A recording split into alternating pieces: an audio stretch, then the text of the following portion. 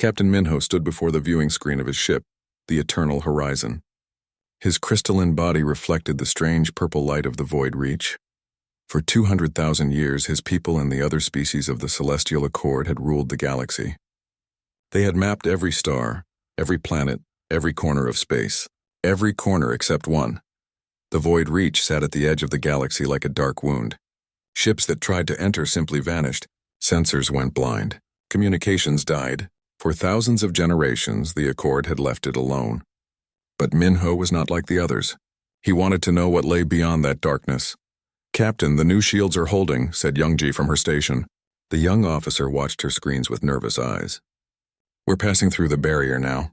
Minho felt the ship shake. Around them, space itself seemed to twist and bend. Colors that had no names flashed across the viewing screen. Then suddenly everything went still. The purple glow faded. Normal space returned. "We're through," Youngji whispered. "We're actually through." Minho looked at the screen and felt something he had not felt in 300 years. Surprise. Before them lay not empty space, but thousands of stars. Planets orbited those stars, and on the sensors he could see something impossible. Life signs. Millions of them. "Run a full scan," Minho ordered. "I want to know everything about this region." Dr. Hyejin worked at her console, her Velcron disguise hiding her true form. Her hands moved quickly across the controls. She had waited 300 years for this moment.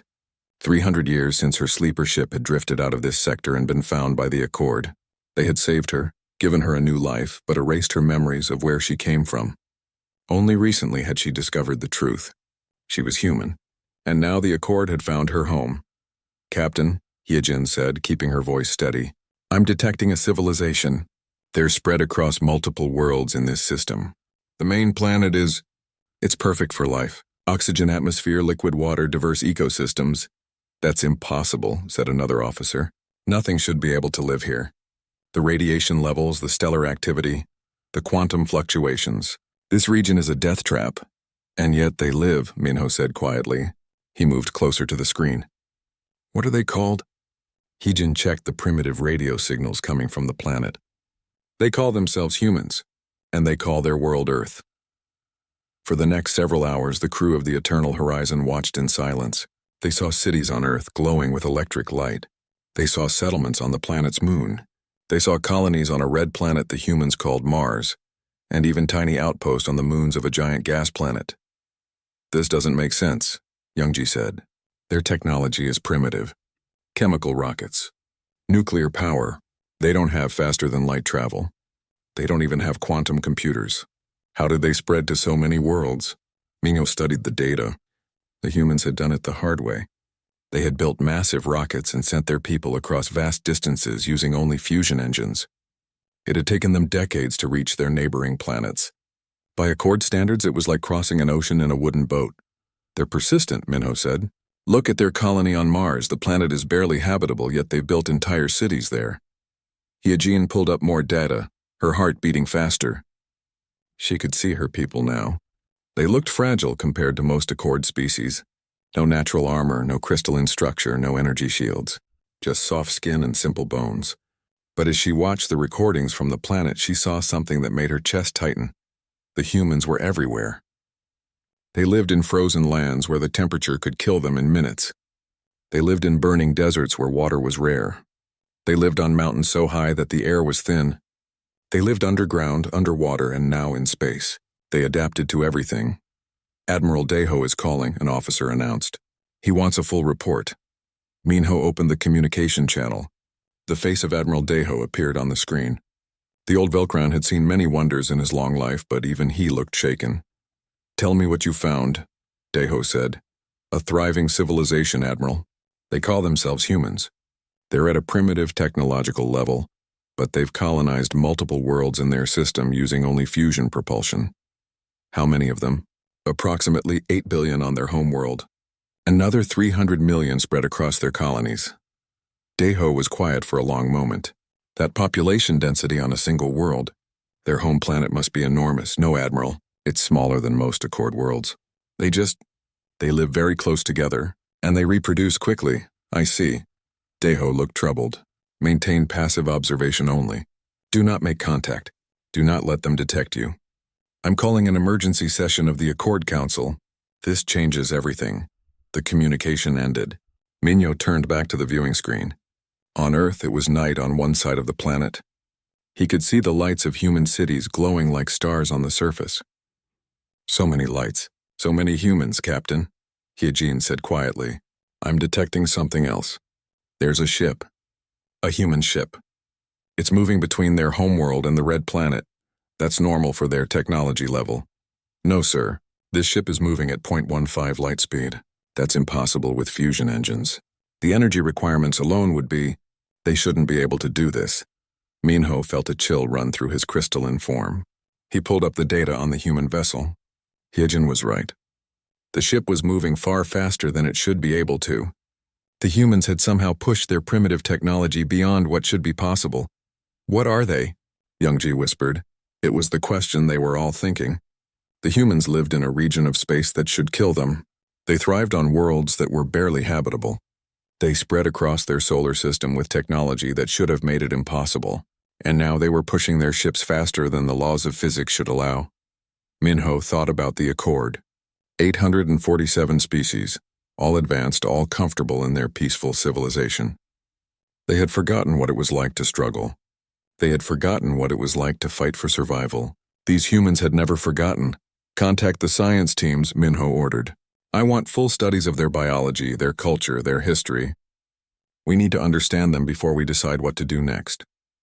As the crew worked, Hyejin looked at the planet below.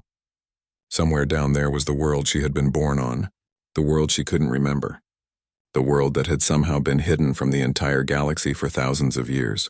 She touched her console gently. Welcome home, she whispered to herself in a language only she could understand. The eternal horizon continued its silent watch over humanity. In the darkness of space, the observers studied the observed. Neither side knew yet that this moment would change the galaxy forever. Neither side knew that soon, the stars themselves would weep at what they discovered. But deep in the ice of Earth's southern pole, something ancient stirred. Something that had been waiting for this exact moment.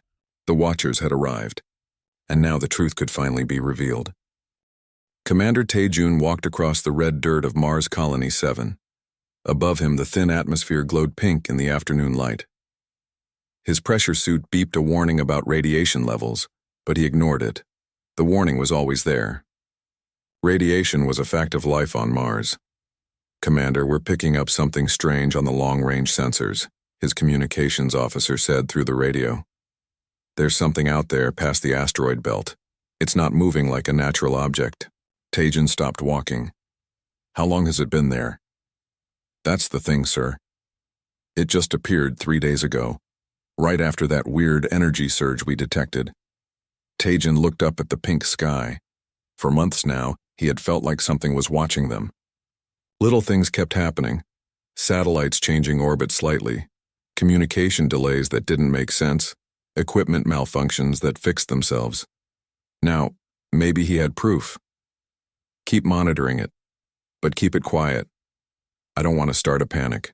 On Earth, in a laboratory in Switzerland, Dr. Jiwoo stared at her computer screen.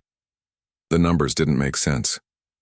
She had been working on quantum entanglement communication for 5 years, and suddenly, last week, everything had just clicked. The equations solved themselves. The equipment worked perfectly on the first try. It was as if someone had left her the answers. Dr. Jiwoo, you need to see this, her assistant said, running into the room.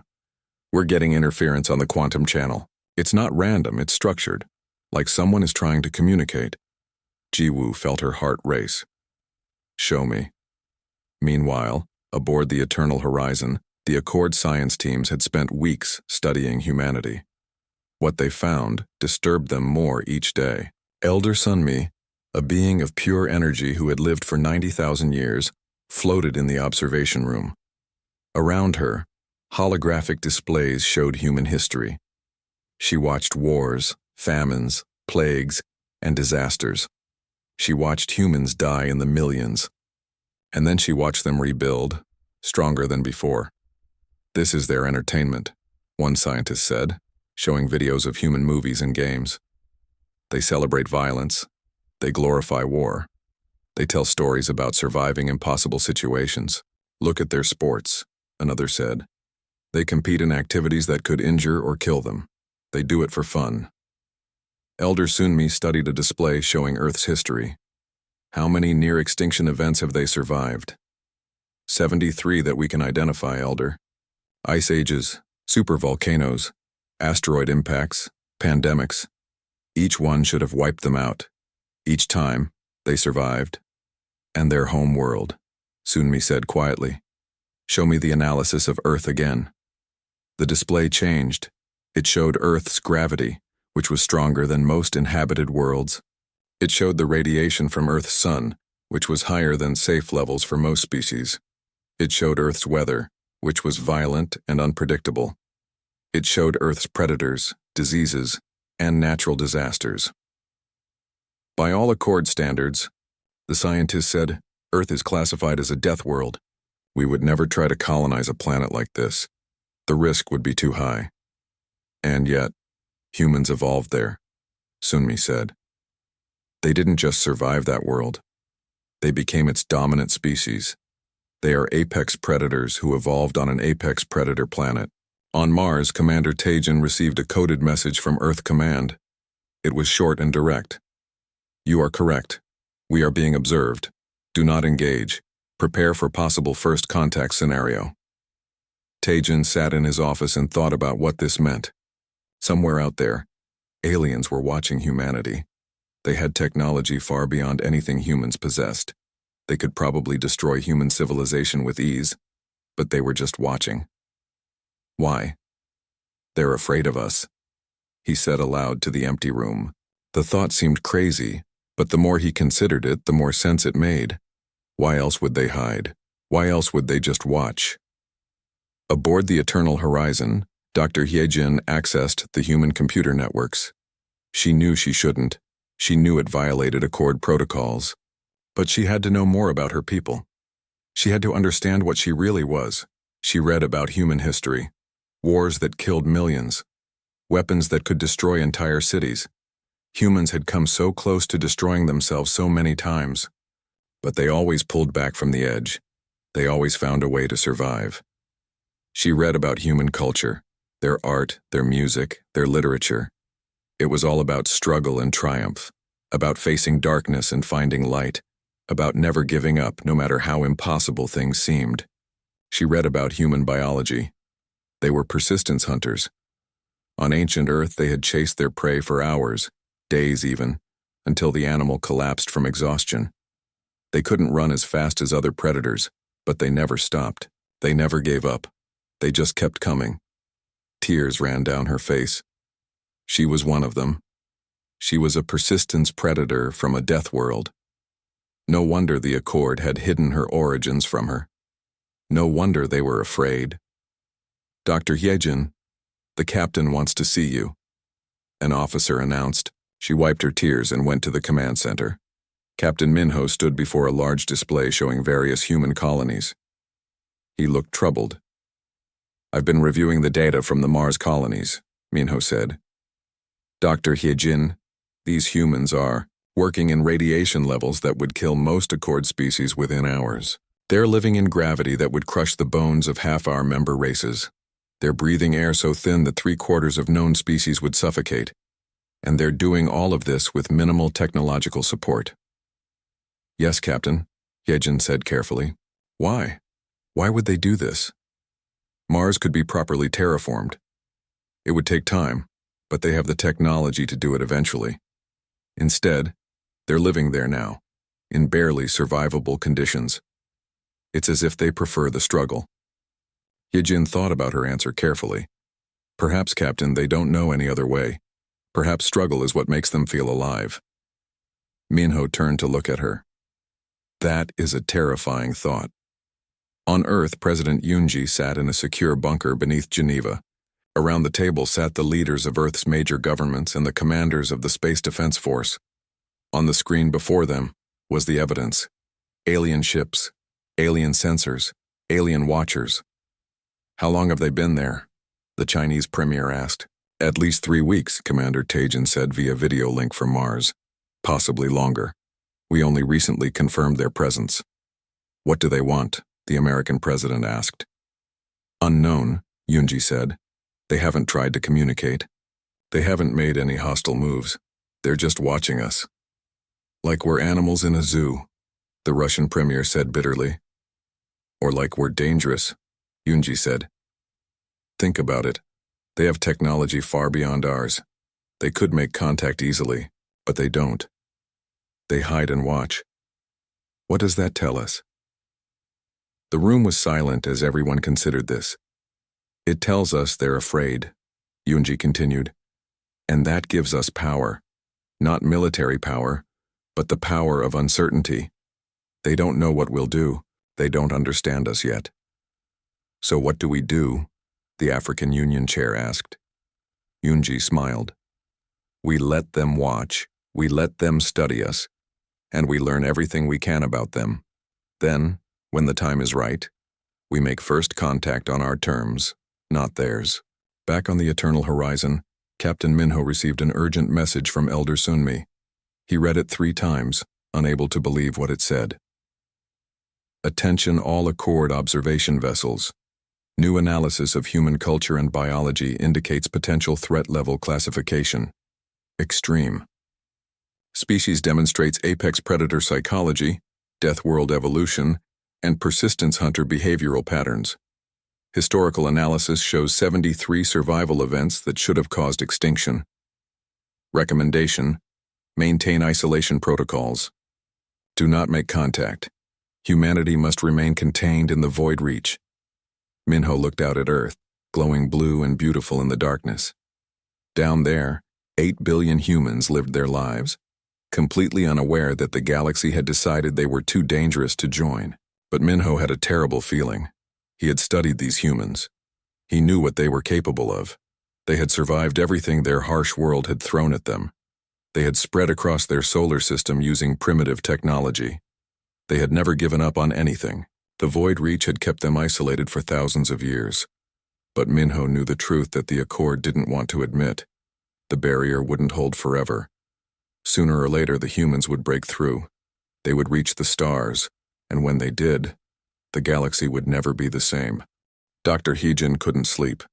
She floated in her quarters aboard the eternal horizon, staring at the ceiling. For 300 years, she had lived among the Accord. For 300 years, she had believed she was one of them. But now she knew the truth. She was human, and the Accord wanted to keep her people trapped forever. She made her decision. She had to tell Captain Minho everything. The next morning, she requested a private meeting with the captain. When she entered his ready room, Minho could see the distress on her face. Captain, I need to tell you something. Something I should have told you weeks ago. She took a deep breath. I'm human. Minho's crystalline form flickered with surprise. That's impossible. You're Velcron. I've known you for 60 years. No, Hyejin said, and she deactivated the genetic disguise device she had worn for centuries. Her form shifted, changed, and suddenly she looked different. Softer, more fragile, human. 300 years ago, I was on a human ship, she said quietly. We were testing their first attempt at faster-than-light travel. Something went wrong. I was the only survivor. The Accord found my escape pod drifting at the edge of the void reach. They saved my life, but my memories were damaged. They couldn't identify my species, so they gave me Velcron form and integrated me into their society. Why tell me this now? Minho asked. Because I've discovered something, Captain. Something terrible. Humanity isn't supposed to be in the void reach. They were put there. Over the next hour, Hyejin showed Minho everything she had found. Hidden files in the Accord archives. Ancient records that had been classified for hundreds of thousands of years. Archaeological data from Earth's moon.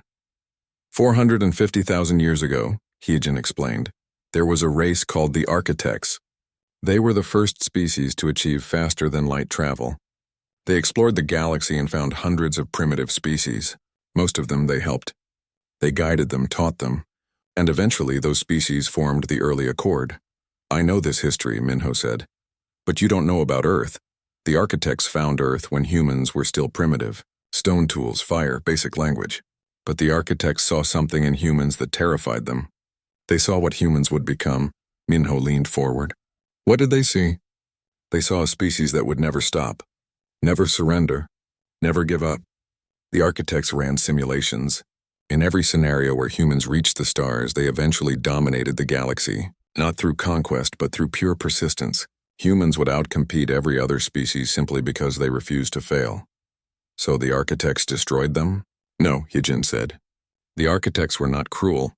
They believed humans could be something wonderful given time. So they moved Earth. They actually moved the entire planet to the edge of the galaxy, into a region with natural quantum barriers. They created the Void Reach as a prison, a place where humans could evolve in isolation until they developed not just technology, but wisdom. Minho stood and walked to the window. Outside, Earth glowed peacefully. The Accord knows about this. The Accord inherited the secret. When the architects disappeared, they left instructions. Keep humanity isolated. The modern Accord has followed those instructions for 200,000 years.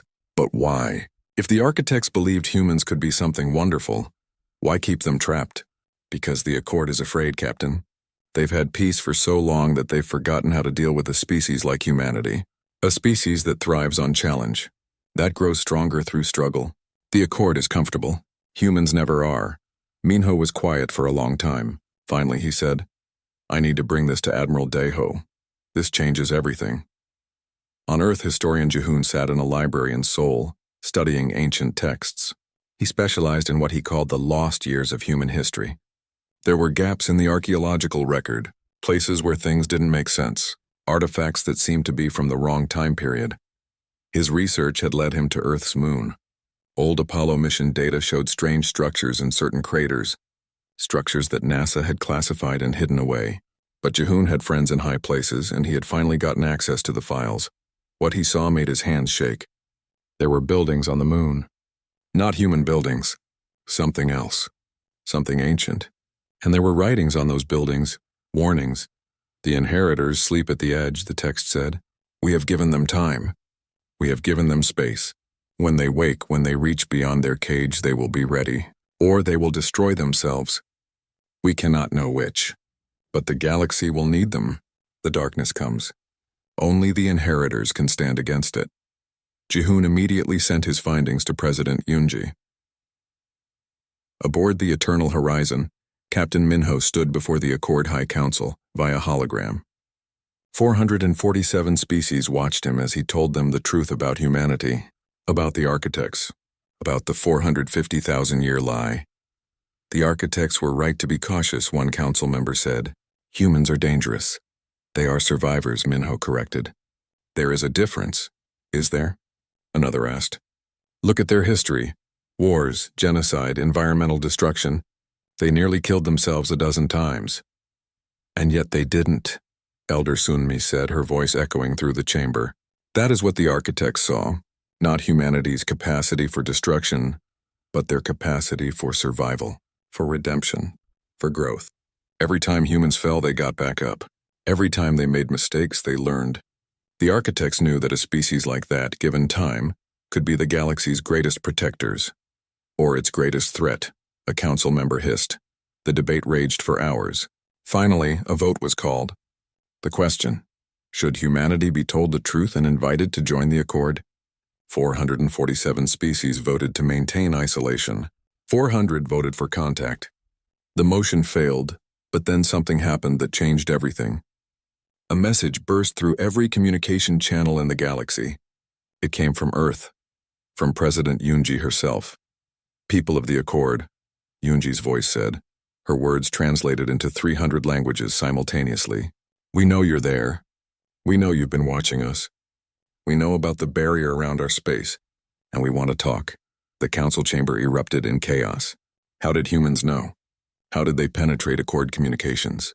This was supposed to be impossible for a species at their technological level. We are not your enemies, Yoonji continued. We are not what you fear. We are simply people who want to reach the stars. We want to meet you, learn from you, share with you. We have been alone for so long. Please, let us join you. On Earth, in the bunker, Yoonji ended the transmission and looked at her advisors. Now we wait. Do you think they'll respond? Commander Taejin asked. They have to, Jihoon said, holding up his research on the architect ruins. because according to these texts, the galaxy is going to need us very soon. Ambassador Seokjin, an elder Velkron diplomat, was chosen to make first contact. He had negotiated peace between warring species, mediated trade disputes, and welcomed 17 new species into the accord. But nothing had prepared him for this. The meeting was arranged on a neutral planet, equidistant between human space and the nearest accord world. Seokjin's ship landed first. He waited nervously, wondering what these humans would be like in person. The human ship landed 20 minutes later. It was crude by accord standards, but functional, efficient. The door opened and President Yoonji stepped out wearing a simple pressure suit. No guards, no weapons. Just her and two advisors. Seokjin stepped forward. President Yoonji, on behalf of the Celestial Accord, I welcome you. Yoonji smiled, and Seokjin was struck by how much emotion showed on her face. Most accord species kept their feelings hidden, but humans wore theirs openly. Ambassador, thank you for meeting us. I know this must be difficult for you. Difficult does not begin to describe it, President. Your transmission caused quite a stir in the Accord. I imagine it did. Tell me, Ambassador, how long have you known about us? Seokjin decided honesty was best. We discovered your space 3 months ago, but the Accord has known humans existed for 450,000 years. Yoonji's expression didn't change, but Seokjin saw her hands clench briefly. And you kept us trapped here all that time? Yes, why? Because we were afraid of you. The honesty shocked even Seokjin's advisors. But Yoonji did something unexpected. She laughed. It was a bitter sound, but genuine. You were afraid of us? Ambassador, we've been terrified of being alone in the universe. For our entire history, we've looked at the stars and wondered if anyone else was out there. We've sent radio signals into space hoping someone would hear. We've built monuments, created art, written stories, all about the day we would finally meet other intelligent life. And you're telling me you were here the whole time hiding from us? Yes, Seokjin said quietly. And I am ashamed. Yoonji was quiet for a moment. Then she said, Ambassador, we're not angry. We're hurt, but we understand fear. We've been afraid of many things. What we want now is simple. We want to join you. We want to be part of the galaxy.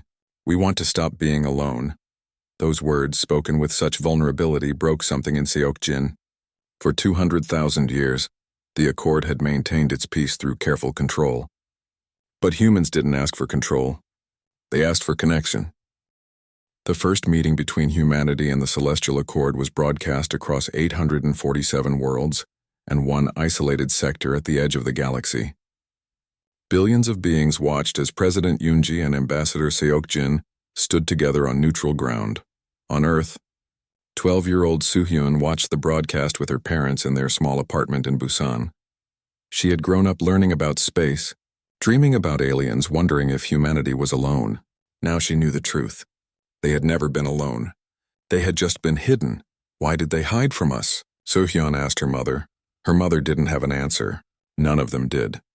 The formal meeting began with Seokjin explaining the truth. All of it, the architects, the 450,000-year isolation, the fear, the decision to keep humanity trapped. When he finished, Yoonji was silent for a long moment. Every human watching held their breath. Every Accord being wondered what this strange species would do with anger. Then Yoonji spoke. Ambassador, I'm going to be honest with you. When we first discovered you were watching us, many of my people wanted to prepare for war. They believed you were invaders studying us before an attack. I had to convince them to wait to try to understand. And now? Seokjin asked carefully. Now I understand something important. You didn't attack us because you couldn't decide what to do with us. You inherited a problem from the architects, and you've been trying to solve it for thousands of generations. That's not malice.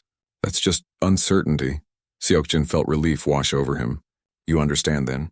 I understand fear, Ambassador. We humans know fear very well. We've been afraid of each other for our entire history.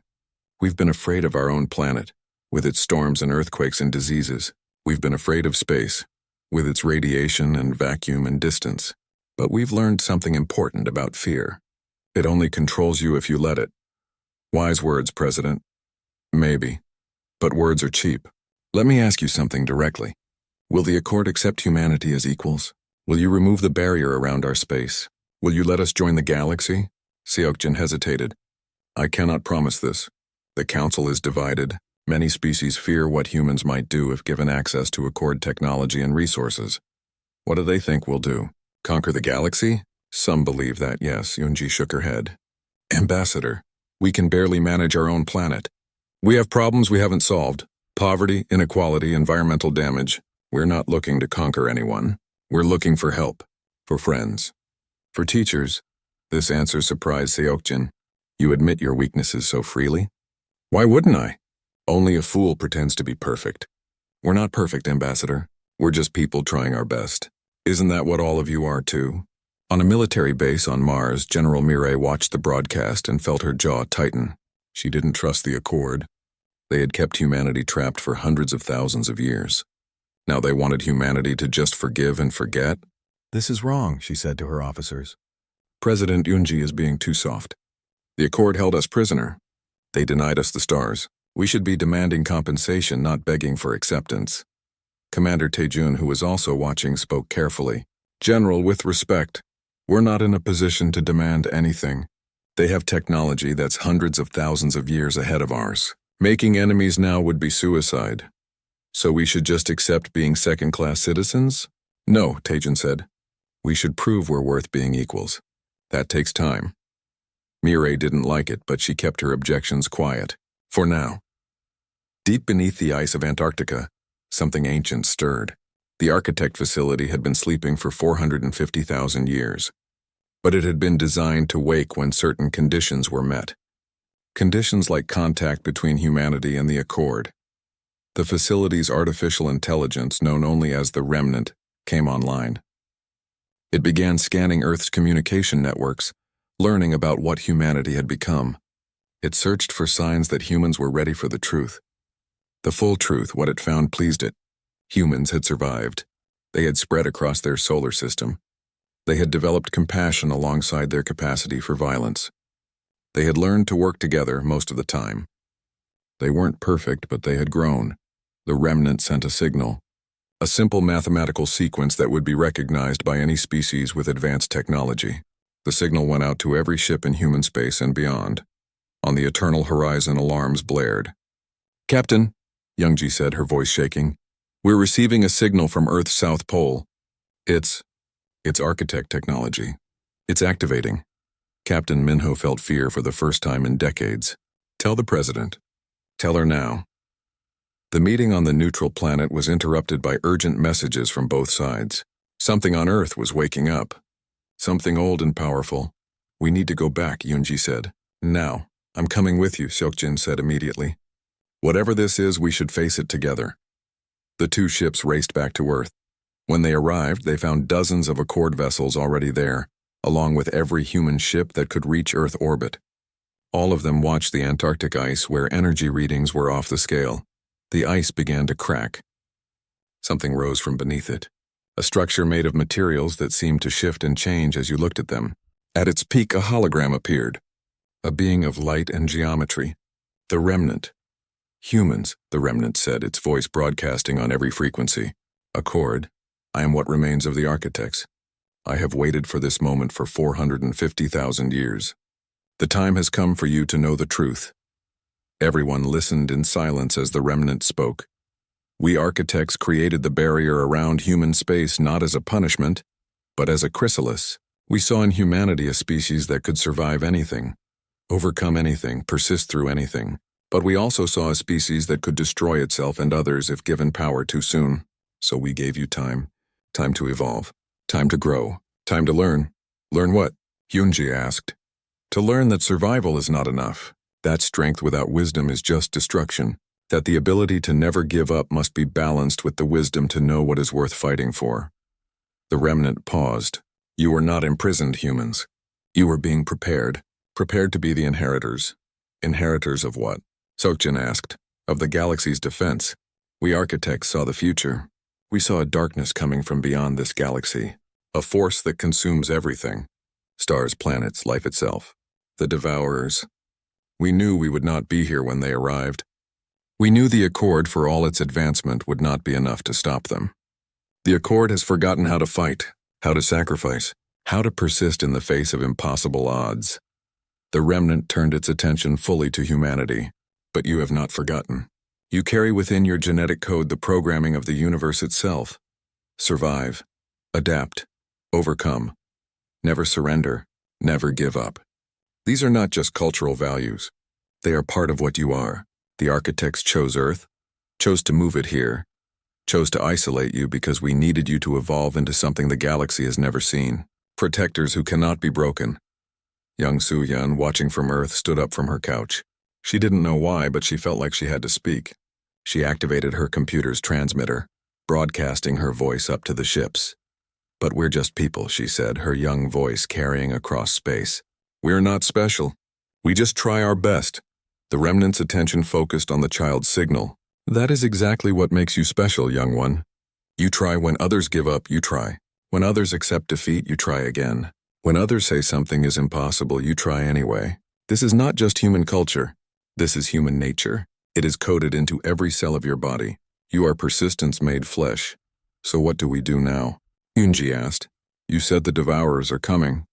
"They are already here," the remnant said. "At the galaxy's outer rim. They have consumed 14 galaxies before this one.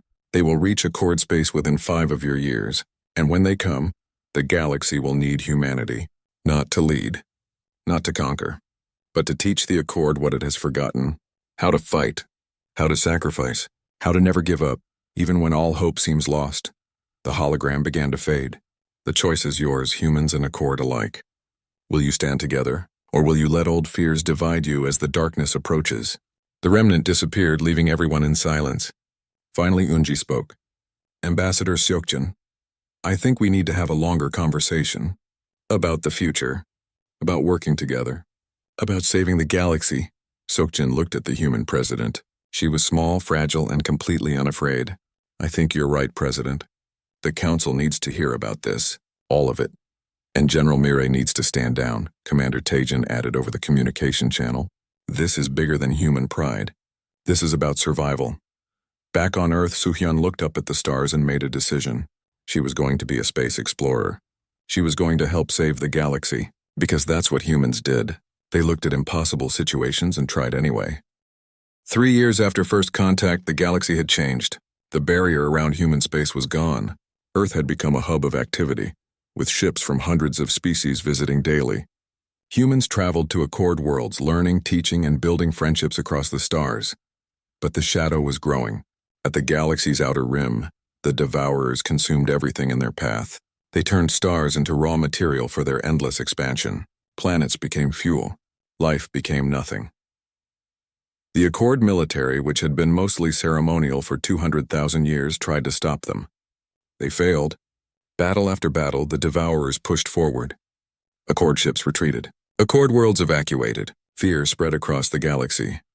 In a war room on Earth, Fleet Admiral Hyunwoo studied the tactical displays.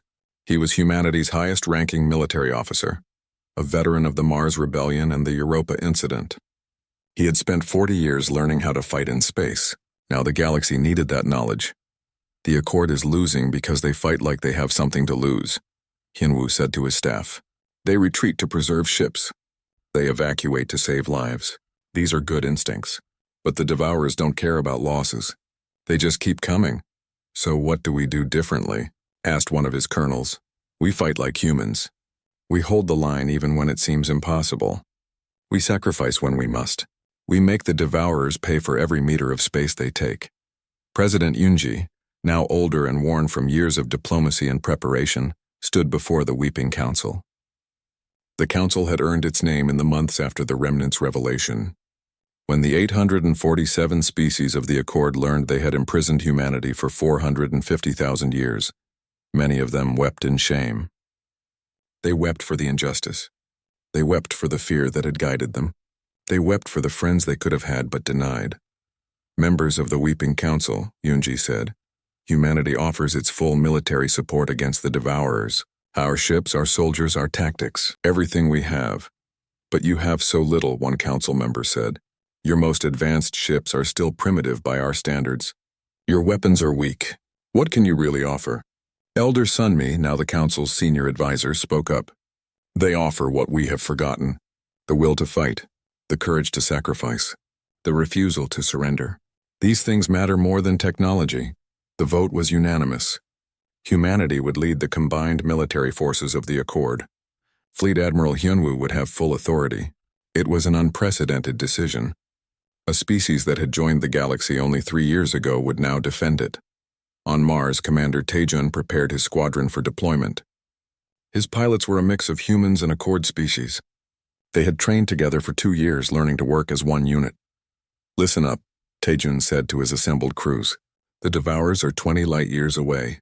We're going to meet them at the Outer Veil Nebula. It's a bottleneck. If we can hold them there, we buy the inner world's time to prepare better defenses." "Can we hold them?" asked a young Velkran pilot. "I don't know," Taejun said honestly. "But we're going to try. And if we fail, we'll try again. That's the human way. We don't give up just because something is hard." Aboard the Eternal Horizon, Captain Minho sat with Dr. Hyejin in the observation deck. They had become close friends over the years. Minho had learned much about humanity from her, and she had learned about the wider galaxy from him. "Are you afraid?" Minho asked.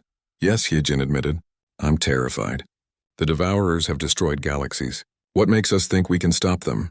Because we have something they don't. We have something worth protecting. They consume because that's all they know. We fight because we love what we're defending." Hyejin smiled. "When did you become such an optimist?" "When I met humanity." "You people are contagious." The Battle of the Outer Veil began at dawn, though there is no real dawn in space. The combined fleet of 847 Accord species and humanity positioned themselves in the nebula. 5,000 ships, every design, every technology, every trick they knew. The Devourers came like a tide. 10,000 ships, 20,000, 50,000. They didn't slow. They didn't hesitate. They just came. "All ships," Fleet Admiral Hyunwoo's voice broadcast across the fleet. "Hold the line. Make them work for it. Make them bleed for every meter. For Earth, for the Accord, for every world that counts on us. We hold." The battle was chaos. Ships exploded. Shields failed. Weapons overheated. The Devourers pushed forward, and the Allied fleet fell back meter by meter.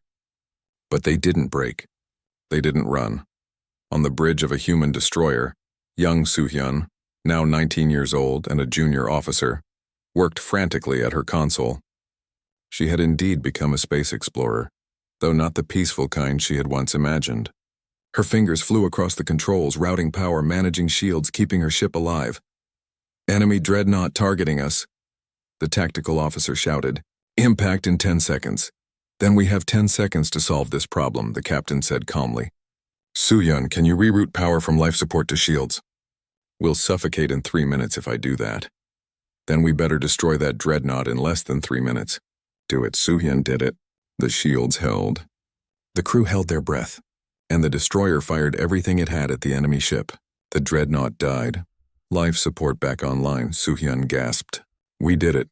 We're not done yet," the captain said. "Next target." Dr. Ji-woo, now director of the Quantum Weapons Program, watched from Earth as her prototype weapon was deployed. It used quantum entanglement to disrupt the Devourer's hive communication. If it worked, it would blind them. "Make them vulnerable, firing now," the weapons platform reported. The effect was immediate. Thousands of Devourer ships suddenly lost coordination. They collided with each other. They fired on their own vessels. They became confused. "It worked," Ji-woo shouted. "The quantum disruptor worked." Fleet Admiral Hyunwoo saw the opening. "All ships, full assault. Hit them while they're blind. This is our chance." The Allied fleet surged forward. Ships that had been falling back suddenly attacked with renewed fury. The Devourers, for the first time in their existence, began to retreat. But the victory came at a cost. The Eternal Horizon, protecting a civilian evacuation convoy, took a direct hit from a Devourer superweapon. The ship began to break apart. "All hands abandon ship," Captain Minho ordered. "This is not a drill. Get to the escape pods now." Dr. Hyejin ran to the bridge. "Captain, you need to leave too." "I'm staying," Minho said. "I can keep the engines running long enough to make sure every pod launches. But I can't do that and evacuate myself. There's not enough time." "Then I'm staying too," Hyejin said. "That's not logical. Since when are humans logical? You taught me that friendship matters more than logic, so I'm staying with my friend." Together they kept the ship alive long enough for every crew member to escape. Then, as the Eternal Horizon finally died, they held hands, a crystal being and a human, and they faced the end together. Commander Tajin saw the eternal horizon explode. He felt tears run down his face. But there was no time to mourn. The battle still raged. "Minho, you better be waiting for us on the other side," he whispered. Then louder to his squadron, "Follow me. We end this now." His squadron, both human and Accord pilots, dove into the heart of the Devourer formation. They flew with reckless bravery, with perfect coordination, with the kind of courage that only comes from fighting for something bigger than yourself. The tide turned. The Devourers, blind and confused, began to flee. The Allied fleet pursued them, driving them back toward the galaxy's edge. The battle lasted 3 days. When it ended, the Devourers were broken. Not destroyed, but stopped, contained. The cost was enormous. Thousands of ships destroyed, millions dead, both human and Accord. But they had won. The galaxy was saved. In the aftermath, a memorial was built at the Void Reach where humanity had once been imprisoned. It was a crystal structure that caught starlight and transformed it into a rainbow. On it were inscribed the names of all who had died in the battle. Human names and Accord names side by side. President Yunji, now very old, stood before the memorial with Ambassador Seok Jin, also aged. Behind them stood representatives of all 847 species plus humanity. 848 species now. Equal. United. They discovered us at the galaxy's edge, Yunji said quietly, and they were afraid of what we might become. But in the end we became exactly what the architects hoped. Protectors, friends, family. The revelation made the stars weep, Seokjin added. They wept in shame for our fear. They wept in sorrow for the time we lost. And now they weep in joy for the future we've built together. Young faces looked up at the memorial. Children of every species, playing together, learning together, growing up in a galaxy that had learned to face its fears and embrace its differences. Somewhere, perhaps, the architects watched and smiled. Their plan had worked. Not perfectly, never perfectly, but well enough. The inheritors had awakened. The galaxy had found its protectors, and those protectors had found something even more important than strength. They had found each other. In a small apartment in Busan, an old woman named Soo-hyun watched the memorial dedication on her screen. She had survived the war. She had become a decorated officer. She had helped save the galaxy.